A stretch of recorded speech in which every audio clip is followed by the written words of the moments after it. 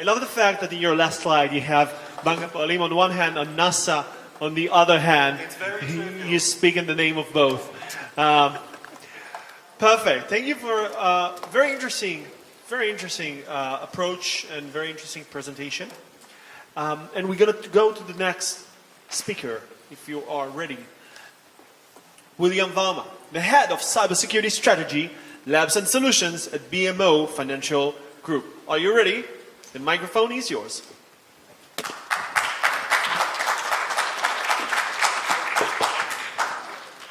Can the last row hear me? Excellent. Hi everyone, I'm William. I lead the Strategy Labs and Solutions Group in Bank of Montreal. BMO is one of the largest banks in North America, and we have presence in 29 countries. We all have heard the journey.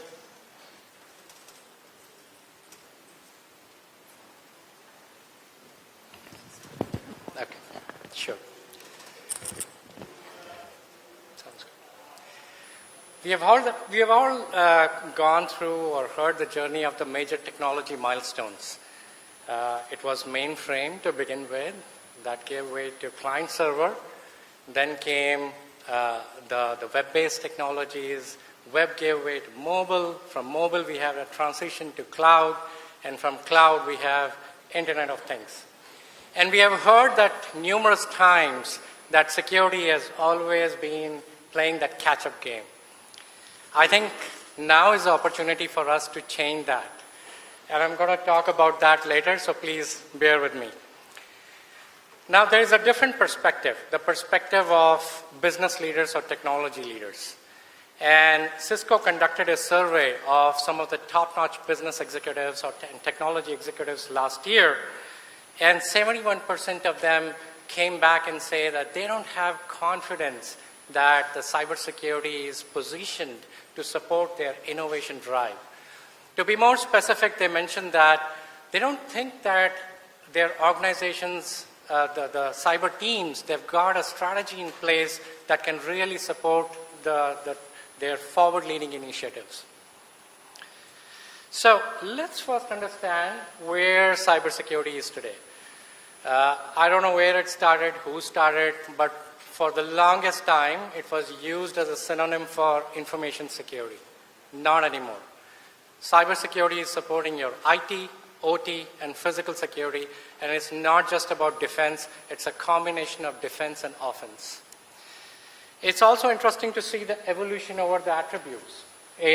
We all are aware of confidentiality, integrity, and availability, but what we have today is safety, thanks to the Internet of Things.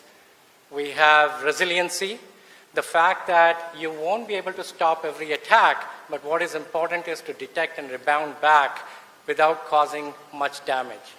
And finally, you have privacy, thanks to the consumers who are really aware of their rights, and also regulations like GDPR, which are pretty comprehensive.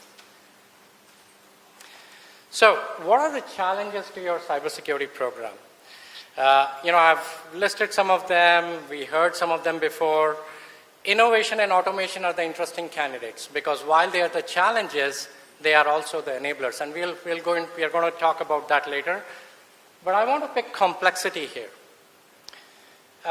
It's about that IT mentality of acquiring generation and generations of technologies, layers and layers of technologies, and never, ever getting rid of them. It has been the bane of IT, and it's about time that we think differently. Later in this afternoon, I'm talking at the cloud conference, and I'm talking about how you gain efficiencies in policy management in cloud because you're dealing with that standardized workloads. So the more complex your technology landscape is, the more threats and risks exposure you have, and you have to deal with that. So back to the survey that Cisco did last year, the sentiments of business and technology leaders, where a majority of them mentioned that they don't have faith that the cybersecurity strategy is really positioned to support their innovative drives. And I agree with them. A lot of times when I'm talking to my peers, how we are framing the cybersecurity strategy, it's about reading a lot of stuff. It's about getting in touch with a lot of advisory and consulting firms, having a lot of good intel and understanding from them. It's also about listening to a lot of vendors, and that's a good thing. And fortunately, we belong to a community where there is a fair amount of peer-to-peer collaboration. We all understand that it is, it's important for us to share that information. But when you're talking about supporting the innovative drive of your bank that is going to shape up the future of your bank in the next 5 years, when you're talking about investing millions of dollars, you've got to have a game plan that's better than all of that. And that's where the BICT framework kicks in. This is an elaborate framework. There's a separate talk that I gave, which is about a 45-minute session, and I'll be happy to share those details with you later on. But for now, a very high-level view of this framework is it's a framework that my strategy teams use. In a nutshell, when we are taking any cybersecurity initiative, we see how that initiative is aligned to one or more of these attributes listed here. I'll start with business alignment. So if we are introducing a cybersecurity initiative, we try to understand, is that going to bring in some efficiency? Is that going to save some cost? Is that, at the minimum, going to enhance the user experience for our customers? Or, at the minimum, is it going to enable a new business model? The next is industry benchmark. All of us go through maturity assessment exercises. In some areas, we do better than the industry average, and in some areas, there are opportunities to improvement. And it's about that. Can my new cybersecurity strategy, the new initiatives that I'm driving in, can it fill that gap on the maturity scale? Compliance, regulation, and regulatory obligation is an important part of what we do. And it's about understanding if I'm driving a new initiative, can that address a regulatory gap? Or can that address one of the self-identified issues in my risk register? And finally, threat management. It's not about looking into that 40,000 threats that are all out there in the last 10 years, but it's about understanding what are the latest and greatest adversaries that my organization is really fighting with. And it's about understanding if I come out with a new cybersecurity initiative, how am I going to manage or deal with some of those adversaries? So we went through the top layer. I'm going to quickly go through the middle and the bottom layer. Starting with business alignment, in the middle layer, you have business trends.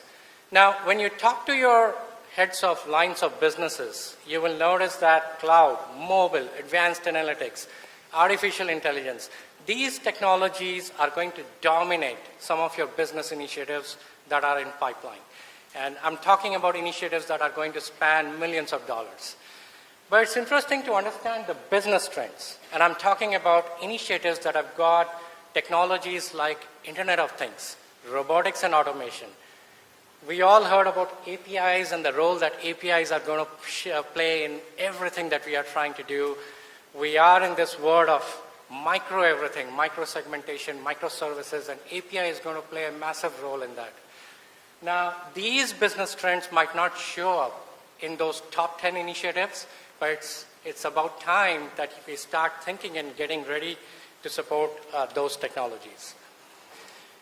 Budget, staff will always be a challenge, but assuming that you have got a blank check from your board, and assuming that you've got a team that is incredibly motivated to deliver whatever you want to deliver, time is always going to be a constraint because there is only so much change that you can push in a given amount of time. And finally, the bottom layer. It's about understanding the shift in the business model. We all know about that shift in the retail sector. We all know in the media. But, financial sector is also experimenting with a lot of things. Economic disruption is about when there is a next slowdown, your budgets will be slashed by 20, 25%, 30%. So do you have a plan B where you can pretty much drive what you wanted to accomplish with that reduced budget. I like the next one, which is industry disruption. Now, earlier this year, one of the top industry executives was asked this question: what are you really afraid of? And his answer was, I'm afraid of that unknown. I already know what's out there. I know my competition today. I've got a game plan to deal with that. But it's that unknown, that next wave of disruptors, the next wave of Airbnbs and Ubers that I'm really worried about, and that's what I want to watch. So, this one lists some of the business priorities of the financial sector. User experience and new business models are pushing your digitalization drive. Banks are in the business of launching new services, getting into new territories. Mergers and acquisition is part of our business model. And so one bank is about offering that best platform to all your customers across the board. We heard about payment and the revolution in the payment industry. Thanks to all the innovation and advancement that's going on in technology. And finally, DevOps is an output of time to market as well as user experience. So in the beginning, I said that we have played the catch-up game forever, but this might be our opportunity to really level set and do something different. On the left-hand side, you have pretty much all the technologies that are going to dominate your business and business initiatives in the next 5 to 10 years. In the middle is that high-level stratosphere view of how your security teams can provide assurance to these technologies who are supporting your futuristic business model. But the interesting part is the one on the right-hand side. It's about how these technologies are going to work with you and your teams in providing some of that assurance, in helping protect the new business initiatives, in helping protect all that new innovation that is going on. And that's the interesting thing that is going on right now. So, I'm going to look at all the technologies. My team is going to master all those technologies. We are going to have an incredible team. We are going to train them and coach them. The question is that going to bring in that innovation in my program that will really provide assurance, or that will be really support the new innovative business models? I wish there was a silver bullet or there was a specific formula like the last one mentioned, you have to be better than average to support innovation. And there is none. So I'll quote a few examples. Earlier this day, I saw Karen Elazari, and in one of her TED Talks, she mentioned that it's time that we embrace hackers. And we all understand the role that red team, ethical hackers, penetration testers, bug bounty hunters, they all play in our in supporting our security initiatives. One of the TED Talk members talked about, predictive modeling. And predictive modeling cannot be just done on the historical numbers. It's about understanding that brand new. And that brand new could be a new technology. It could be a new process. And finally, my take on innovation. I'm a big fan of processes that are really mature, repeatable, that are flawless, that allows you to do the same task more efficiently every time you execute them. But that's about processes. You cannot superimpose that ideas on your people, because if you do that, you're going to kill that innovation. That's all. Thank you.